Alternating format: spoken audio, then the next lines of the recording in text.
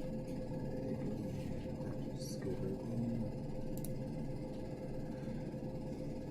right, welcome back, everybody. Hope everyone had a good weekend.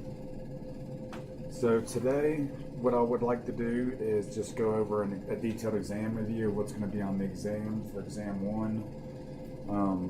I originally was planning on going over the time value of money module today in class, and I was gonna include a little piece of it on the exam. But what I decided to do instead, I thought about it. I would like to just do chapters 1 through 5 on the exam, and then after the exam, just spend the day and we'll work on the time value of money, and then just do a quick little quiz like that day. Just maybe make it bonus or something like that in terms of the time value of money. That way, we're not grouping too much content into one thing. So we'll hold off on the time value of money until after the exam, and then like I said, we'll do a quick little activity on that afterwards. So today we'll focus on the exam review, which will cover chapters 1 through 5, and then I'll give you all the option of whether you're ready to swing at the exam on Wednesday, or if you'd rather take it on Friday, or like I said, we can even discuss having it online as well, which we'd have to set up ProctorTrack and stuff like that. Myself personally, I think it'd be just as simple to take it in the classroom. I don't know what you all prefer, but I'll leave that up to you all as well. So that's that with that. So let's talk about the exam. Okay, so obviously it covers chapters 1 through 5. Okay, I'm not really going to be pulling many questions from chapter 3. That deals with the accounting system. So we're going to mainly focus on chapters 1, 2, 4, and 5 on this exam. Not saying that chapter 3 is not important. It's just there's the other areas that I want to just focus more detail on. So I'm going to go ahead and just read through what to expect on the exam. And at any given time, if I'm going too fast, just let me know and I'll slow down. First thing, be able to tell me what the notes to the financial statements provide.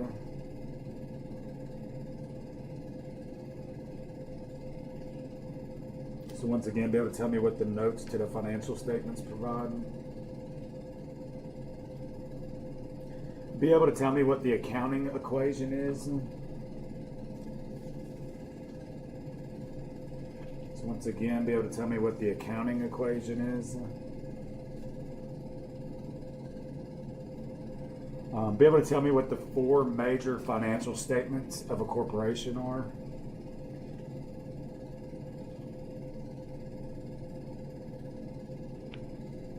Once again, that's the 4 major financial statements of a corporation. Be able to tell me what they are.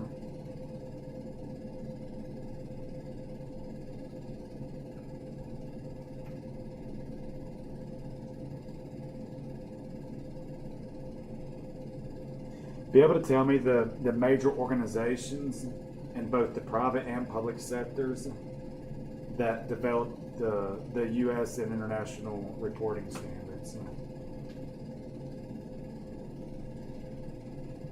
So once again, be able to tell me the major organizations involved in promulgating GAAP, pretty much.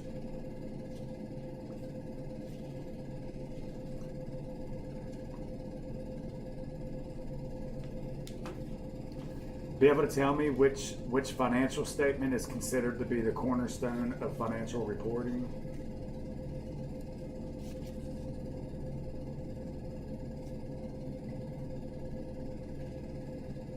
So once again, be able to tell me which financial statement is considered to be the cornerstone of financial reporting.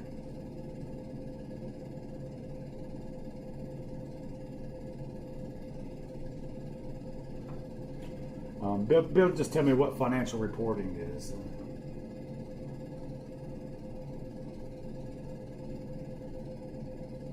once again, just be able to tell me what financial reporting is. Be able to tell me what the IASB, or the International Accounting Standards Board, is primarily responsible for. So once again, be able to tell me what the IASB, or the International Accounting Standards Board, is primarily responsible for. Be able to look at some data or some options and be able to tell me if it relates to an ethical situation or an ethical dilemma within financial accounting. So just be able to pick out ethical situations or unethical situations when it comes to financial reporting with accounting.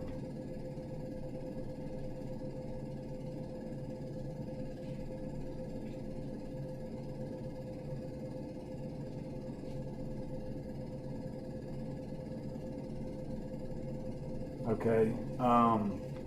Be able to tell me among different types of authoritative bodies like the FASB or the ISB, the SEC, stuff of that nature.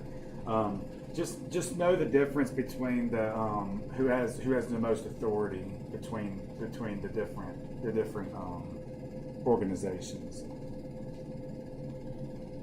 So just know which of those organizations has the most authority, the most legal authority.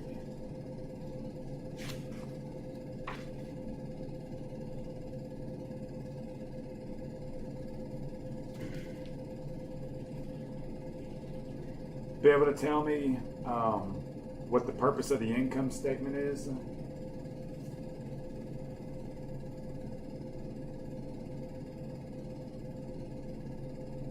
So once again, be able to tell me what the purpose of the income statement is?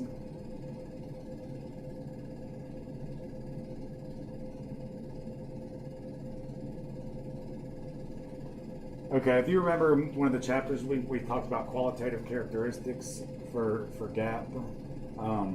Be able to tell me what that's constraint, what the constraint is with those qualitative characteristics. So there's a constraint that we're concerned with when applying the qualitative characteristics. Go ahead and be able to tell me what that constraint is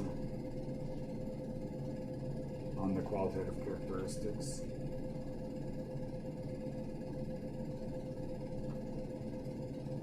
And just be able to tell me a little bit about accrual accounting, like what exactly accrual accounting does, or what it accomplishes, and means of financial reporting. So a good way to look at that is pretty much what's the difference between cash and accrual as far as how things are recognized or when things are recognized. So just be able to tell me about how accrual accounting operates.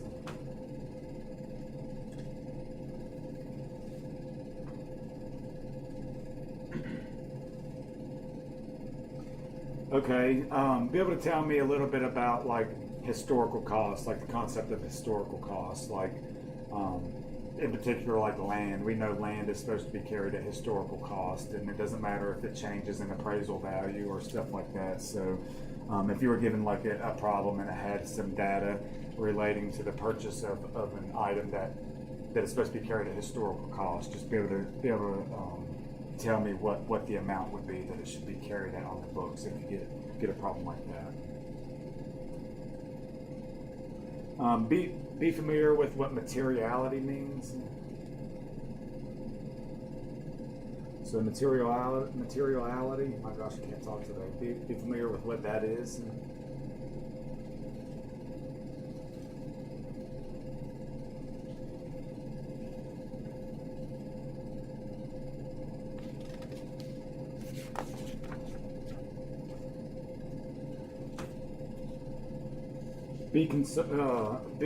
Be able to tell me what the going concern assumption is of accounting. And if I'm going too fast at any time, let me know. I'll slow down. So once again, be able to tell me about the going concern of accounting.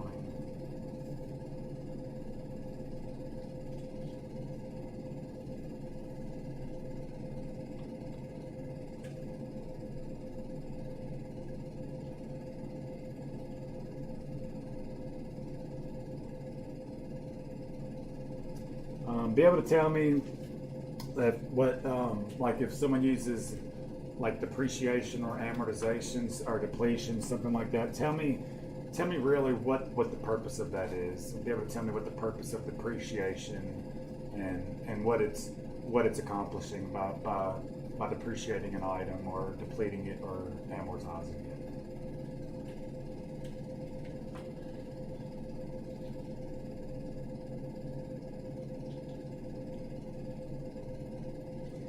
Be able to tell me what the ultimate objective of accounting information is. So pretty much what accounting information is for.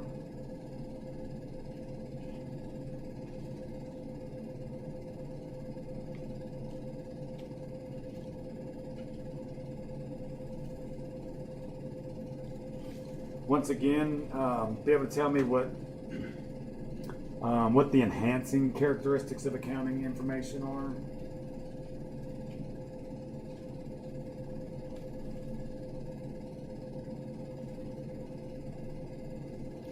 So be familiar with what the enhancing characteristics of accounting information are.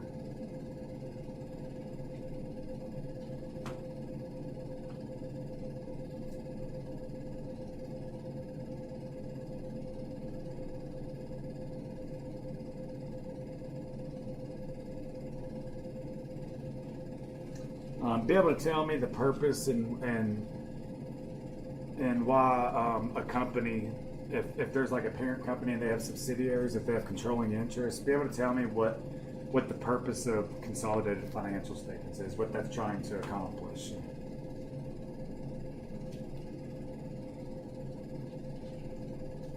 So it's an assumption or a principle that we're trying to identify there. So what is that assumption or the principle when there's a parent company that has a controlling interest in a subsidiary? As far as consolidating statements, what is that assumption? Why do we do that? What's the assumption or the principle the reason why we consolidate financial statements?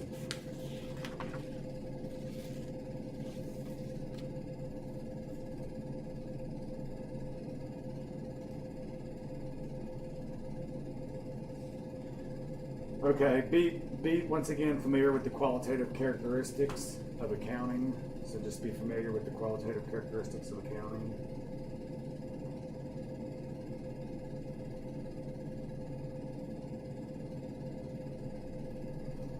Be able to identify a balance sheet account that would usually be reported at fair value. Because remember, there's many different measurement attributes on the balance sheet, meaning how different items are valued or how they're carried on a balance sheet with historical cost or fair value, net realizable value. So just be able to pick out a balance sheet account that should be carried at fair value.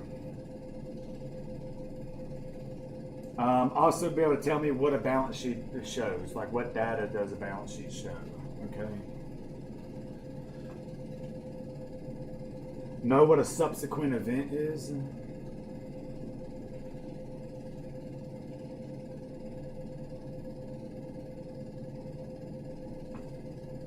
Once again, know what a subsequent event is. Also know what additional paid-in capital represents.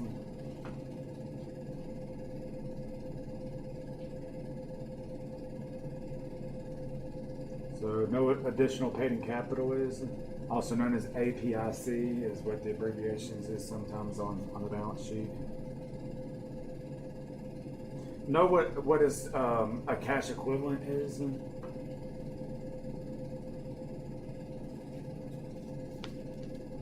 So once again, know what a cash equivalent is.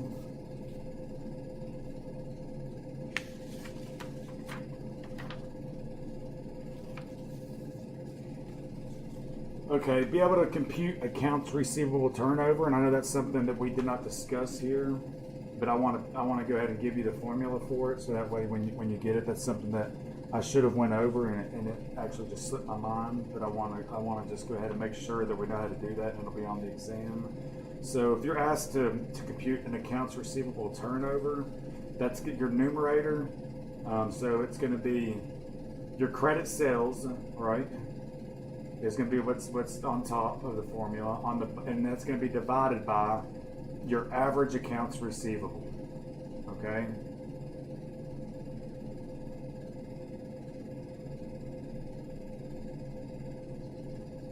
So we have credit sales as the numerator, your denominator is average accounts receivable, and then we take that ratio right there, and then 365 divided by that will be the second step to it.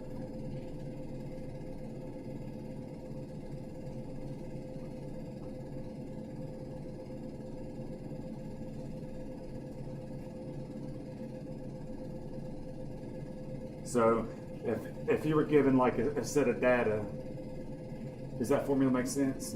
Okay, so the first part we're just getting the ratio, and then the second step is by the days that end within a year of 365. So that's where the 365 comes from. Does that make sense? So if you were given some data for a company, like a balance sheet data, and it had like beginning of the period accounts receivable, end of the period accounts receivable, then obviously we need to divide those by 2 to get our average. And if it shows sales, we're concerned with the credit sales, because that obviously is concerned. The credit sales is what's concerned with what's out there with the accounts receivable. So if you were asked to get the accounts receivable turnover, then you should be able to find that, right? Be able to identify an intangible asset. So if I give you some examples of some different types of assets, be able to identify what an intangible asset is.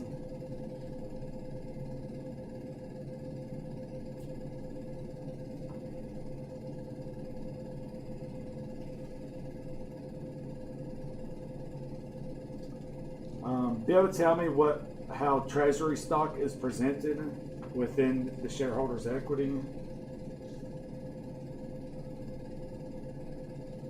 So once again, be able to identify how treasury stock is presented within shareholders' equity.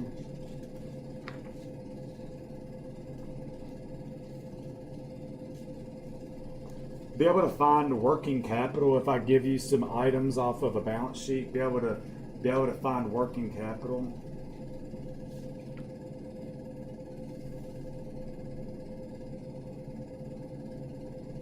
And if you recall, the formula for working capital is current assets minus current liabilities. So once again, be able to find working capital.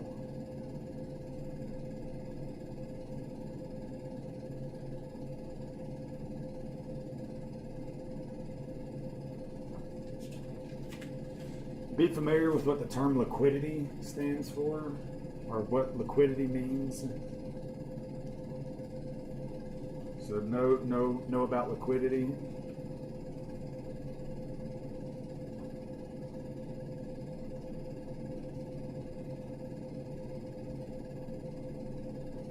So know what the term amortization means, in particular, what type of an asset is amortization? What is it applicable to?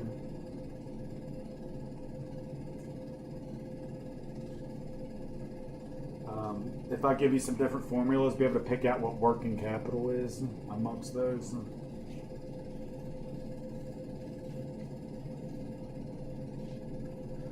Okay, be familiar with the fair value hierarchy. If you recall, there's level inputs, inputs from levels 1, 2, and 3, with 1 being the highest level of authority, with it being identical assets if they're traded within an active market like the New York Stock Exchange. The third being the lowest level, with it just being there not being any active market or any similar asset within an active market. So it's just an internal approach to what we think the best value would be. So just be familiar with the levels, the hierarchy of fair value inputs, with level 1 being the highest, with the active markets, level 3 being the lowest, with just an internal estimate made amongst best estimates.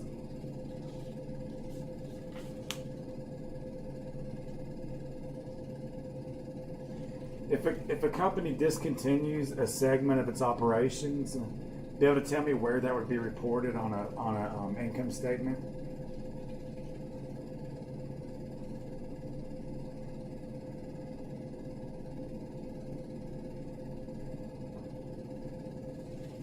So once again, be able to tell me where discontinued operations would be presented within an income statement?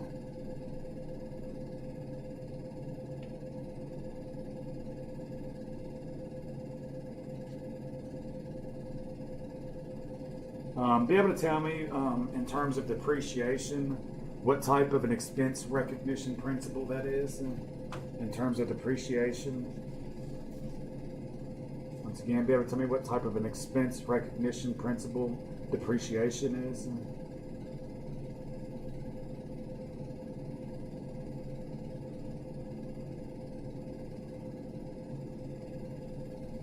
Okay, next, within a statement of cash flows, Be able to identify what a financing activity would be within a statement of cash flows.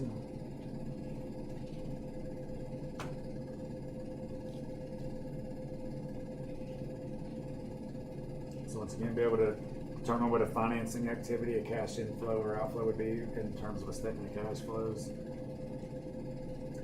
In terms of accrual accounting, be able to pick out or tell me what the net income is defined as in terms of a formula. So if you have a couple different sets of formulas, be able to pick out which one net income is, okay, in means of accrual accounting. Be able to tell me when revenue is recognized under accrual accounting.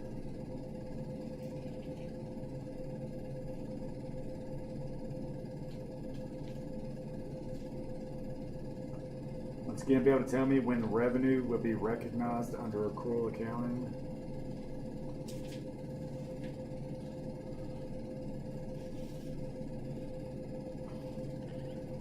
Okay, next, if I give you a problem with some data relating to a company disposing, like a discontinued operations, disposing one of its segment units, and I give you some data in terms of the gain or loss on disposition and the operating activities of it during the current period, be able to just tell me the amount that should be included in the discontinued operations section of the income statement in terms or in relation to whatever the disposition was and then the performance of that discontinued segment. Does that make sense? So be able to actually give me the answer of what should be included in that discontinued operations section in terms of disposing of a segment.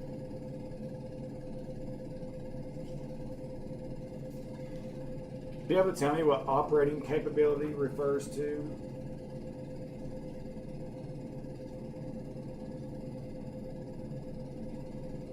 Once again, be able to tell me what operating capability refers to.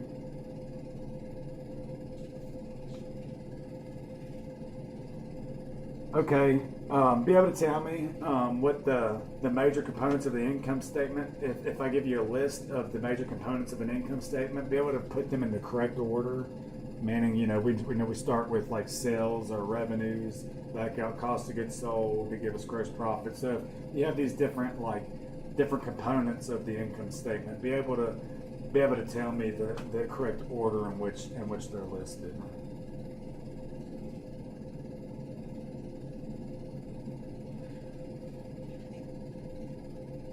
Okay, next, this is another thing that just like the inventory turnover or accounts receivable turnover that I should have covered that I skipped over. It's in terms of earnings per share when we're talking about the income statement. Be able to tell me what the numerator and earnings per share calculation is, okay? And I'm going to give you what the formula is because this is something that we skipped over, but I want to make sure that we know how to do it. Earnings per share is just pretty much it for the common shareholders out there, right? They want to know, based upon the earnings of the company, all the shares that are outstanding, how much the earning per share is, obviously earnings per share, okay? What the formula is, the numerator is going to be net income minus the preferred dividends. Okay, so minus the dividends allocable to preferred shareholders, right? So the numerator is net income minus preferred dividends, the annual preferred dividend.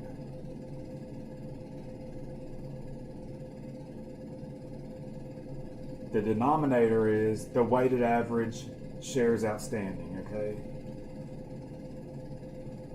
So the weighted average of common shares outstanding. So we have net income minus the preferred dividends shares, right? The preferred dividend is the numerator. The denominator is the weighted average shares outstanding. So once again, just be familiar with the formula.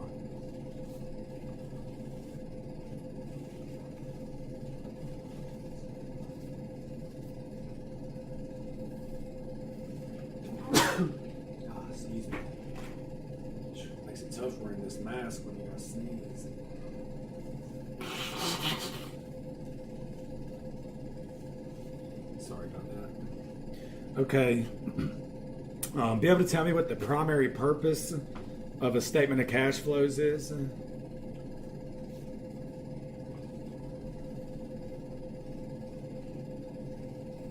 So once again, be able to tell me what the primary purpose on the statement of cash flows is?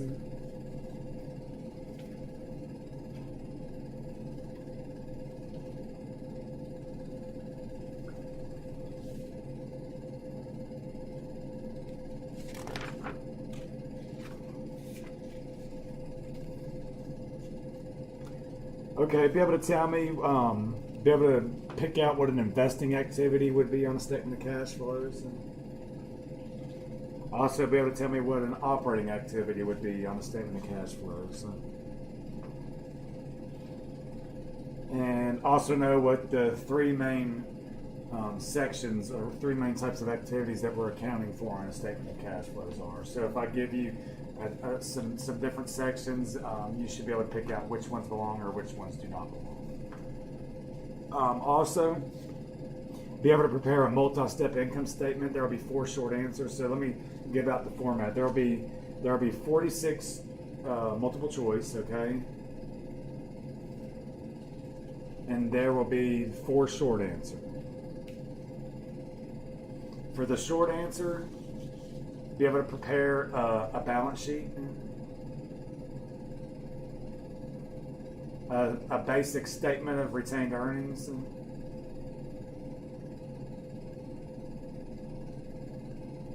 a multi-step income statement,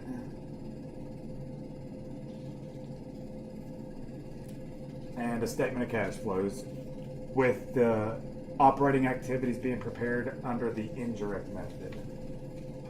So that's the one we went over class, was the indirect method on the operating activities. Because if you recall, when you build a statement of cash flows, the only part that's different between the direct method and indirect method is the operating section. The last 2 sections are prepared the same, which is pretty much like the direct method. If you receive money from selling a land or a building under the investing section, that's money coming in. If we buy it, that's money going out. Same for financing. If we issue stock or bonds, that's money coming in. If we retire it, it's money going out. So those are the same on the investing and financing. The operating is the only one where you have the choice under FASB whether you use the indirect or the direct method. So once again, the short answer is build the statement of cash flows using the indirect method, a multi-step income statement, statement of retained earnings, and a balance sheet. Okay. Any questions with anything that we have in regards to the test? Do you feel pretty good on everything that way would be? For the short answers, a good way to study for those a lot would be on the quizzes the homeworks. So for chapter 5 homework, for example, you can, if you remember, we have to the 23rd on these 2. So if you see here a multi-step format like right here, this could be a good example of what you would see on the exam right here, something like this, for the multi-step format.